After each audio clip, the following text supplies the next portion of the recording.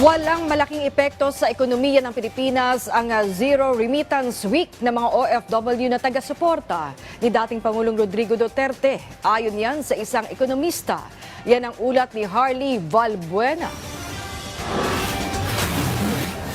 Naniniwala ang isang economic expert na walang malaking epekto sa ekonomiya ng Pilipinas ang Zero Remittance Week ng overseas Filipino workers na sumusuporta kay dating Pangulong Rodrigo Duterte. Ayon kay RCBC Chief Economist Michael Ricafort, ang isang linggong mawawalang remittances ay napakaliit lamang kumpara sa kabuang halaga ng kanilang ipinadadala sa loob ng isang buwan at isang taon. If you look at the math, no, kasi isang linggo yung plano, no? Kada taon mga nasa $36 billion yung remittances O, pagpalagay na natin kada buwan $12 billion. O, sa loob ng isang linggo, o yung 12 divided by 4, lumalabas mga $3 billion.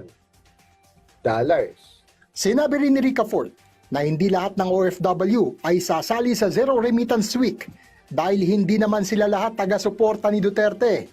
Idinagdag pa nito na ang perang hindi ipadadala ng mga OFW sa loob ng isang linggo ay tiyak na ipadadala rin nila sa susunod na linggo dahil kakailanganin nito ng kanilang pamilya. Kaugnay dito, iginit ni Ricafort na hindi ang ekonomiya kundi ang pamilya ng mga OFW ang pinakamaapektuhan ng zero remittance. Para suportahan yung mga immediate family nila, lalo kung may mga anak sila maliliit, mga minor pa, yung syempre pangangailangan nila sa araw-araw dito, yung mga babayarin kada buwan, iba-iba rin yan ang pananaw. No, iba-iba rin yan ang political inclination. Sa datos mula sa Bangko Sentral ng Pilipinas, umabot sa all-time high $3.73 billion ang personal remittances ng overseas Filipinos noong 2024. Kumakatawan nito sa 8.3% ng gross domestic product ng bansa. Kampante naman si Ricafort na mananatiling matatag ang ekonomiya kahit pa sa anong hamon o banta.